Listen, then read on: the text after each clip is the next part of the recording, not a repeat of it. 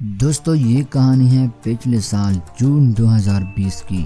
دوستو یہ بات پچھلے رمضان کی ہے۔ جیسے ہی رمضان گزر گیا، عید کے تقریباً 20-25 دن بعد یا مہینے بعد وہاں پہ اکثر میرے ساتھ ایک سلور ممبر تھا، باتیں کرتا تھا، گپ شپ لگاتا تھا، جو کہ تقریباً گولڈ ممبر بننے والا تھا۔ وہ مجھے کہتا تھا کہ میرا ایک دوست ہے جو نیوی میں کام کرتا ہے اور نیوی میں اسے کام کرتی ہوئی 2 سال ہو چکی ہیں، لیکن وہ نیوی کے کام سے بہت تنگ آ چکا ہے اور وہ کہہ رہا ہے کہ میرے لیے جگہ بنا دو۔ دوستو اب نیوی کے اس بندے کو پتہ نہیں تھا کہ یہ ٹائمز کمپنی ہے، کاروبار سسٹم ہے، نیٹ ورک مارکیٹنگ ہے، چائنا کا سسٹم ہے، بندوں کو بنانا ہے اور پیسے لگانا ہے۔ اس نے کیا کیا تھا دوستوں کہ 2 دن کی چھٹی لے لی تھی اس بہانے سے کہ چلو میں جا کے دیکھتا ہوں کہ کام کس طرح ہے، اگر کام پسند آ گیا تو میں اس کو چھوڑ دوں گا۔ خیر دوستوں میں اس کے بارے میں سنتا رہتا تھا۔ جیسے ہی دوستوں وہ آ گیا، ایک دن اس نے ٹریننگ لی، میں نے کہا چلو ایک دن اس کو رہنے دیتے ہیں۔ دوسرے دن دوستوں اس کا میرے ساتھ ملاقات ہو گیا۔ ظاہر ہے دوستوں اگر ہم ایک ہی ہاسٹل میں رہتے ہیں،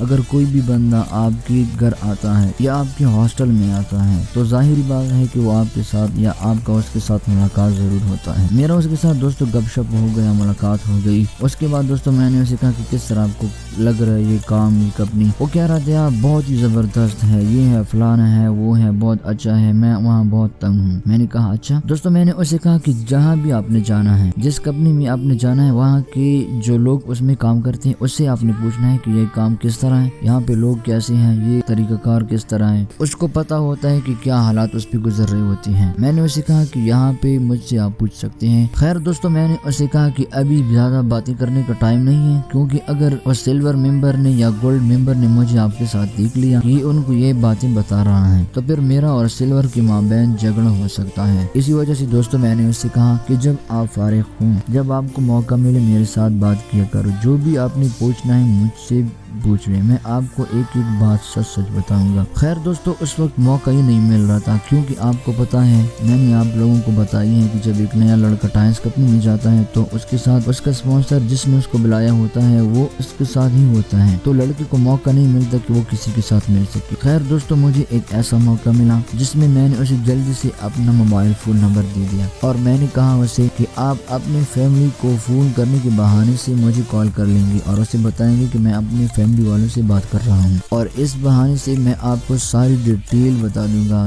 جو آپ نے مجھ سے پوچھنا ہے۔ اس کال سے پہلے دوستو وہ میرے ساتھ جب میں وضو کر رہا تھا وہاں پہ تو وہ بھی وضو کر رہا تھا، تو اس نے دوستو ایسے چپ چپ کے میرے کان میں کہا کہ آپ کی یہاں پہ کتنی سیلری ہے اور کتنے مہینے آپ کام کر رہے ہیں۔ میں نے اسے کہا کہ میرے 5 مہینے ہو چکے ہیں، مجھے ایک سیلری بھی ابھی تک نہیں ملی۔ جیسے ہی اس نے یہ بات سنی اس کی آنکھیں ایسی بڑی کی بڑی کھلی کی کھلی رہ گئی۔ یہ کیا بات کر رہے؟ میں نے کہا سچ بول رہا ہوں، جھوٹ نہیں بول رہا۔ اس کے بعد دوستو شام کے وقت کہیں سے مجھے ٹائم ملا، میں نے اس کو اپنا نمبر دے دیا اور میں نے اسے کہا کہ آپ اسے یہ کہیں کہ میں اپنی فیملی کے ساتھ بات کر رہا ہوں اور مجھے اس بہانے سے اپنی کال کر لینی ہے، میں نے آپ کو سارا ڈیٹیلز بتانا ہے۔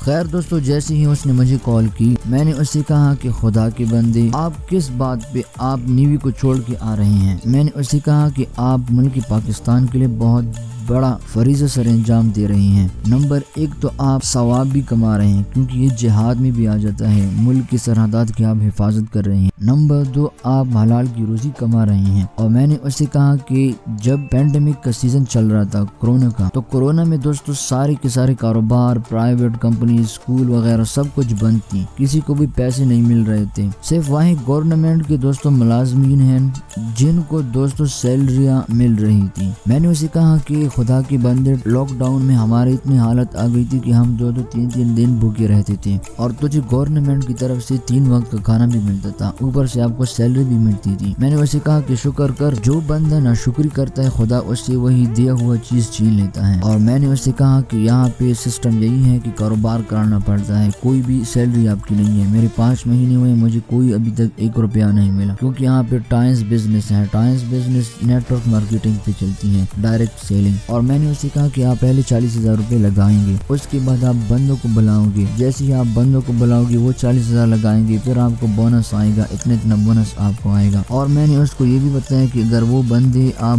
دھوکے سے لے کے آتے ہیں تو پھر آپ کو کتنے مسائل بن سکتے ہیں، وہ ساری ڈیٹیل دوستوں میں نے اس کو بتا دی۔ اس کے بعد دوستوں اس کا دماغ کھل گیا اور مجھے کہہ رہا تھا کہ یار یہ دوست تو مجھے پھنسا رہا تھا، شکر ہے کہ تو ملا مجھے یہاں پہ، میرا کیریئر برباد ہو رہا تھا، شکر ہے تو مجھے ملا، تو نے میری زندگی بچائی اور تم نے ایسا کام کر کے مجھے بہت خوش کر دیا ہے، آج سے تم میرا دوست ہو۔ دوستو اس کے بعد اس نے میرا نمبر سیو کر لیا اور مجھے بتایا کہ کراچی سے اگر آپ کو کوئی بھی چیز چاہیے، میں آپ کا بھائی جیسا ہوں، آپ مجھ سے کچھ بھی چیز مانگ سکتے ہو، ہر وقت میں تابعدار رہوں گا، جو چیز آپ کو چاہیے مجھے کال کر لینا، میں آپ کو وہ چیز دے دوں گا۔ اور اس نے کہا کہ میں آپ کا یہ احسان کبھی نہیں بھولوں گا۔ اس کے بعد دوستو وہ وہاں سے چلا گیا۔